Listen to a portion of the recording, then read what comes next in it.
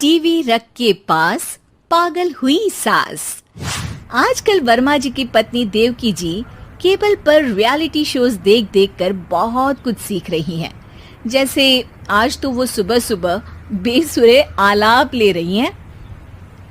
सारे गामा माँ जी, सारे गामा पाधा नीसा होता है। अरे वो तो सब गाते हैं, ये मेरा स्टाइल है।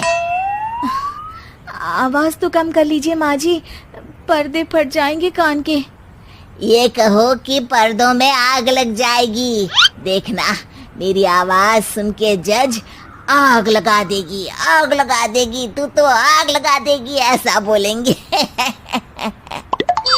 सरिता वहां से परेशान होकर चली जाती है और सास रियाज जारी रखती है।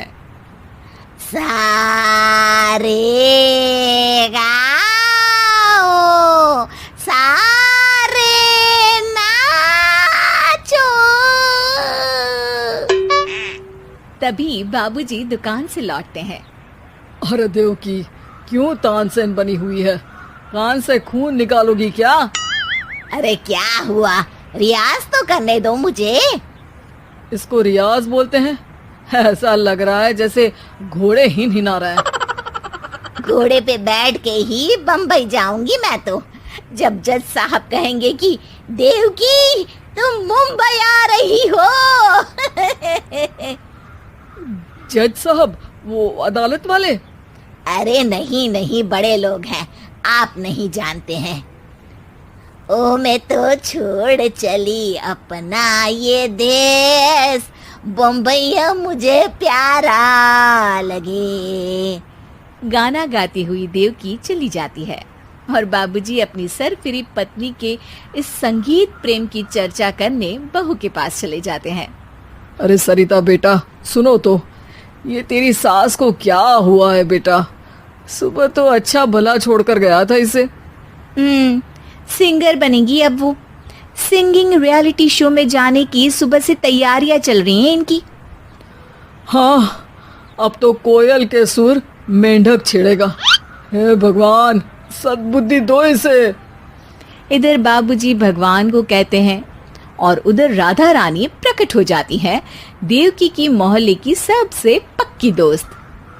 क्यों री देवकी, काहे इतना गला फाड़ रही है?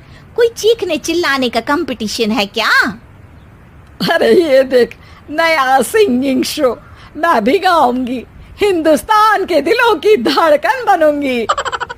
अरे इतना बेसुरा गा के दिलों की धड़कन नहीं, दिलों का अटैक बन जाएगी। इससे तो अच्छा है कि नाच ही ले। वैसे भी दिन भर मोहल्ले में नाचती तो रहती है तू, कभी इसके घर कभी उसके घर। देवकी को समझ में आ जाता है कि उसका गाना किसी को पसंद नहीं आ रहा। अगले दिन सरिता देखती है कि सास पैरों में घुंघरू बांध के नाच रही है। अरे माँ जी, क्या मंजुलिका बनी हुई है आज आप? अरे नाचने दे बहू, जब तक है जान जाने जहां मैं नाचूंगी। अरे माँ जी, अभी जान निकल जाएगी, इतनी जोर से नाचेंगी तो। अरे अरे, क्या कर रही हो? अरे दिख नहीं रहा, डांस कर रही हूँ। अरे जैसी तुम्हारी हरकत है, तुमको तो नागिन डांस करना चाहिए। वो भी करूंगी, भांगड़ा भी करूंगी। देखना, जज मुझे देख के स्टैंडिंग ओवेशन देंगे। हाँ, स्टैंडिंग ओवेशन तो देंगे ही, ताकि खड़े होकर वहां से भाग सके तुम्हारा डांस देखकर। अरे कुछ ढंग की चीज करो, ये रोज क्या नया शुरू कर देती हो? सास को लगता है कि उसका डांस का सीन भी बिगड़ गया। अब वो टीवी देख के कोई और कलाकारी ढूंढने लगती है। तभी उसे टीवी पर खतरों के खतरनाक खिलाड़ी शो दिखता है, जिसमें लोग अलग अलग स्टंट करते हैं। बस देवकी को नया काम मिल जाता है। अगले दिन सुबह देवकी डंबल लेकर कसरत करने लगती है। माँ जी, ये क्या कर रहे हैं आप? अरे खरी जैसे बनकर खलबली मचा दूंगी। कल मैंने खतरों के खतरनाक खिलाड़ी देखा, और सोच लिया कि मुझे वही जाना है। हाँ बस। तभी वहाँ बाबूजी भी आ जाते हैं। अरे इतना भारी डंबल, अरे गिर मत जाना कहीं लेकर।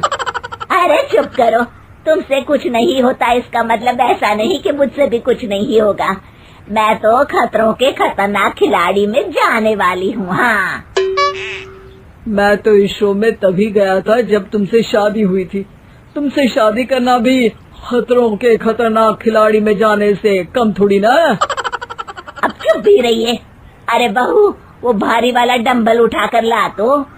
अरे ना माँ जी, आप संभाल नहीं पाओगी।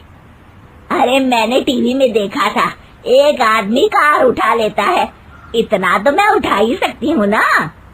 बहू घबराते हुए भारी वाले डंबल माँ के हाथ में दे देती है। जैसे ही माँ दोनों हाथ ऊपर करती है, पूरे शरीर का बैलेंस बिगड़ जाता है और वो पीछे की तरफ गिर जाती है।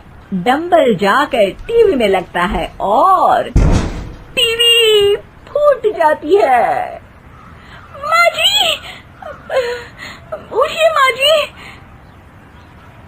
बाबूजी बहुत तेज हंसने लगते हैं। बाबा बाबा, टीवी और बीवी दो टेंशन थे मेरे, आज एक कम हो ही गया। बहू भी सास को उठाते उठाते इस बात पर ताली बजाकर हंसने लगती है और देवकी फिर से गिर जाती है। और इस बार देवकी भी अपनी बेवकूफी पे हंसी रोक नहीं पाती।